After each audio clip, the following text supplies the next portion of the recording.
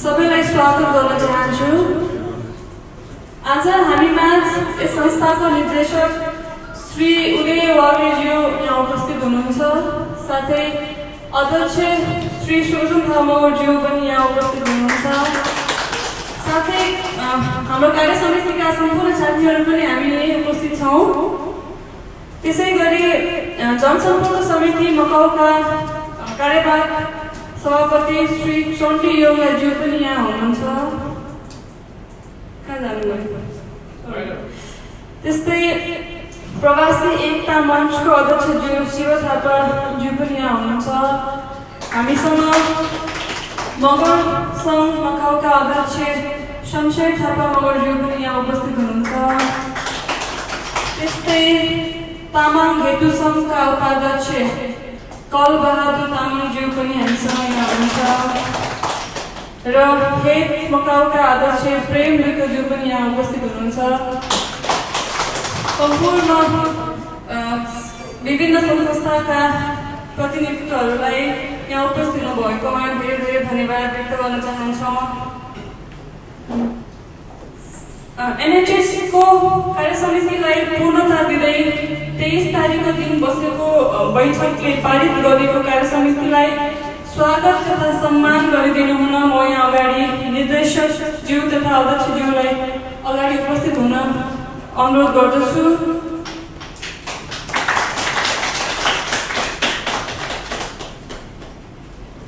र माइतीलाई सहयोग गरिदिनु हुन म रिक्वेस्ट गर्दैछु।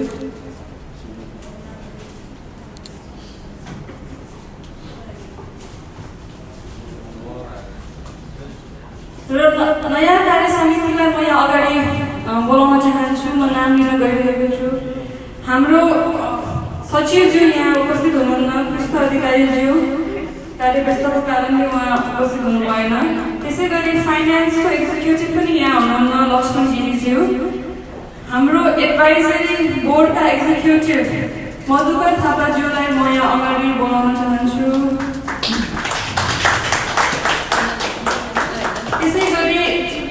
एडभाइजरी बोर्डका एक्जिक्युटिभ प्रोफेसर डाक्टर सन्दीप बस्नेतज्यूलाई पनि म यहाँ बोलाउन चाहन्छु।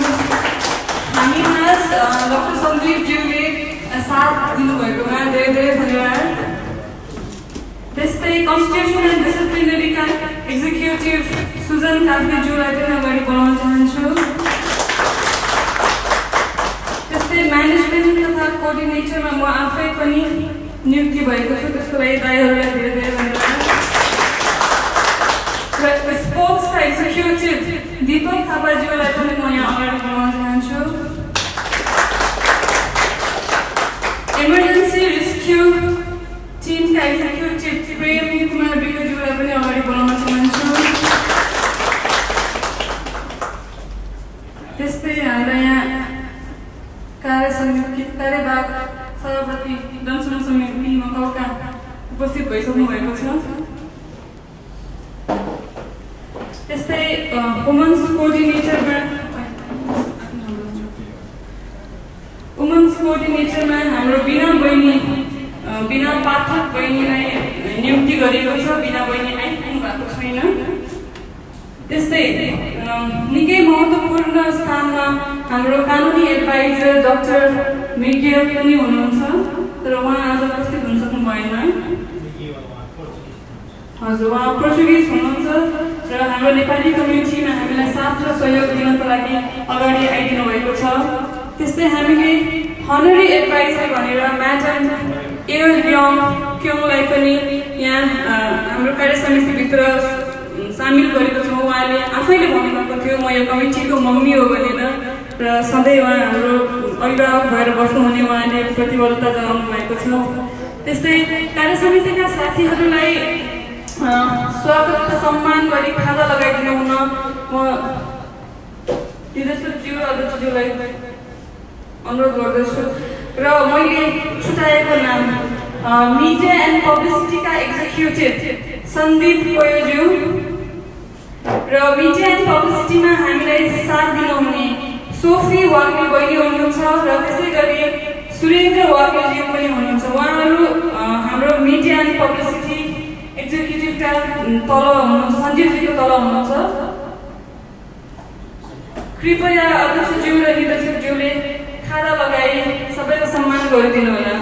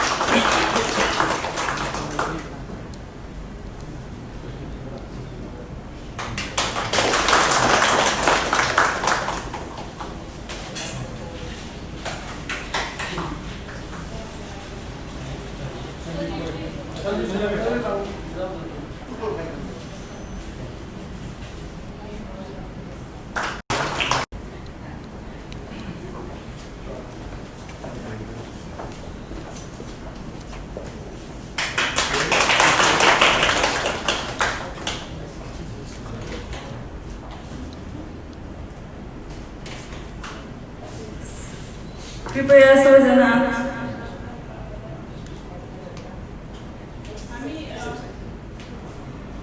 हामी एउटा कार्य समितिको फोटो सेसन गरिहालौँ भनेर निर्देश दिनुभएको छ निर्देशकज्यूले।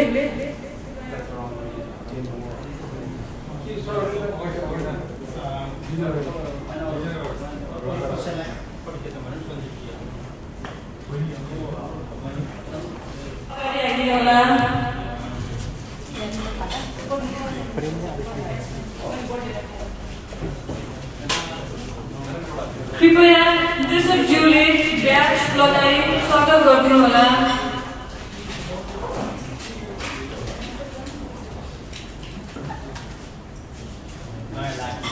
नयाँ लाइफ फिल्ममा को बन्दै हुनुहुन्छ?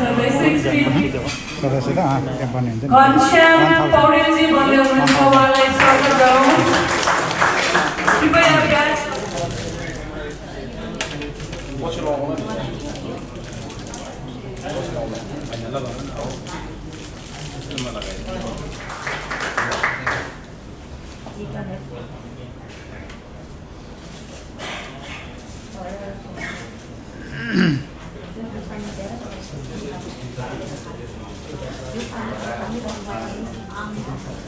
त्यस्तै पेशाले प्रोफेसर डॉक्टर संदीप बस्नेतज्यू जो हाम्रो एडभाइजरी बोर्डका एक्जिक्युटिभ पनि हुनुहुन्छ।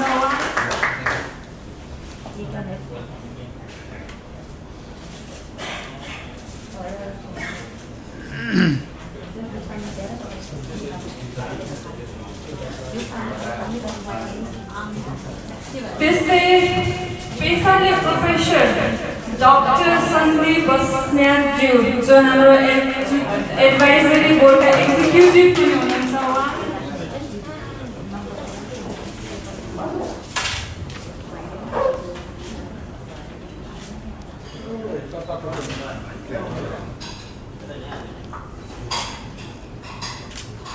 केही दिन अगाडि हामीले करण राणाज्यूको नमस्कार उपस्थित आदरणीय व्यक्तिज्यूहरू।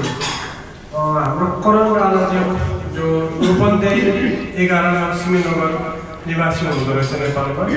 2009देखि मकाउमा जुपरास कम्पनीद्वारा भेनिसियन मकाउमा कार्यरत हुँदो रहेछ। 21 तारिक साँझ अचानक बिरामी भई साथीहरूको सहयोगबाट सरकारी हस्पिटल सान्तेङमा चाहिँ उहाँलाई भर्ना गरिएको रहेछ।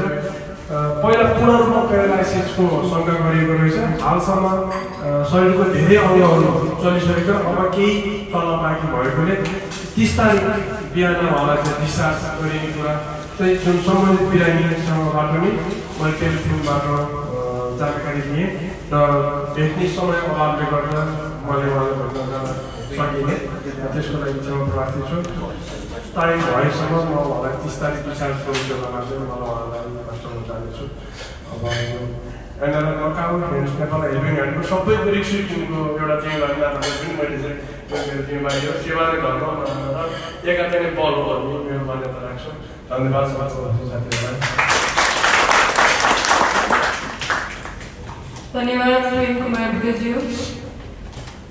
आउँदो अक्टोबर 4 को दिन एनएचएसले हाइकिङ आयोजना गरेको हुँदा यहाँ उपस्थित सबैलाई अहिलेदेखि नै निमन्त्रणा दिन चाहन्छु। हामीले कोलोवानमा हाइकिङ गर्ने योजना बनाएका छौँ।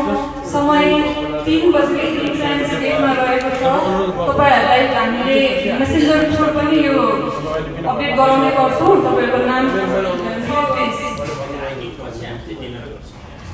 सरी मैले एउटा गल्ती गरेको छु है।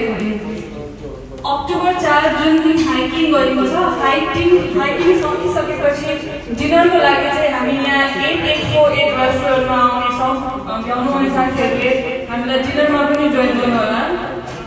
त्यस्तै एनएचएसले दसैँको अवसर पारी अक्टोबर 24, 25 र 26 दसैँ मनाउने कार्यक्रम दसैँ मनाउँदै कार्यक्रम आयोजना गर्ने निर्णय गरिसक्नु होला।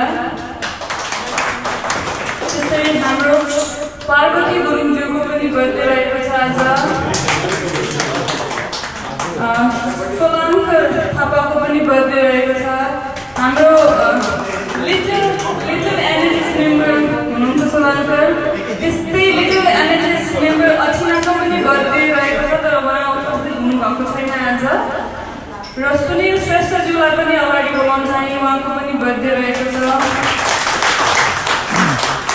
र बर्थडेमा उपस्थित नहुनुहुने अनुप कुमार गुरुङज्यू र कृष्ण अधिकारीज्यू हाम्रो सचिव हुनुहुन्छ, उहाँको पनि बर्थडे परेको थियो तर आइपुग्नु भएको छैन आज। त्यस्तै मेरो आफ्नै पनि बर्थडे रहेको छ। निर्देशकज्यू र अध्यक्षज्यूलाई हाम्रा बर्थडेका मेम्बर्सहरूलाई खादा लगाई शुभकामना प्रदान गरिदिनु हुन अनुरोध गर्दछु। कृपया अगाडि खादा लगाइदिनु शुभकामना दिनु होला।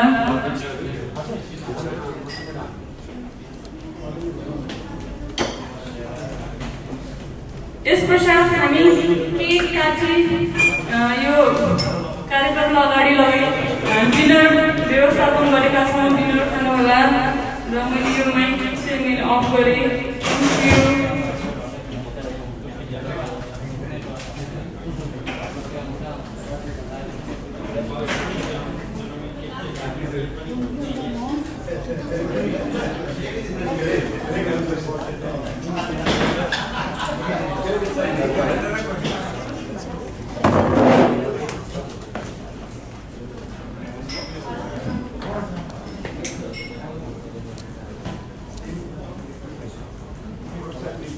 Happy birthday to you. One, two, three. Happy birthday to you. Happy birthday to you. Happy birthday to you. All of you. Happy birthday, all of you.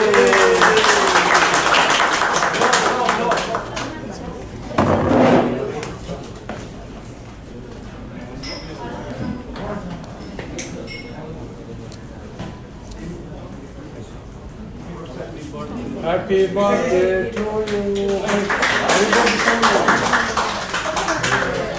One, two, three. Happy birthday to you. Happy birthday to you. Happy birthday to you. All of you. Happy birthday, all of you.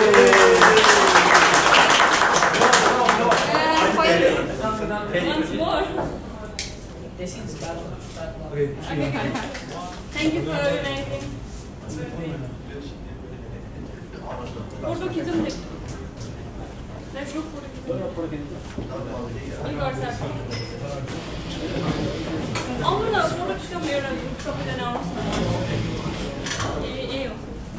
आउनु सबैजना आउनु. सबैजना आउनुहोस्. हामी अगाडि बस्नु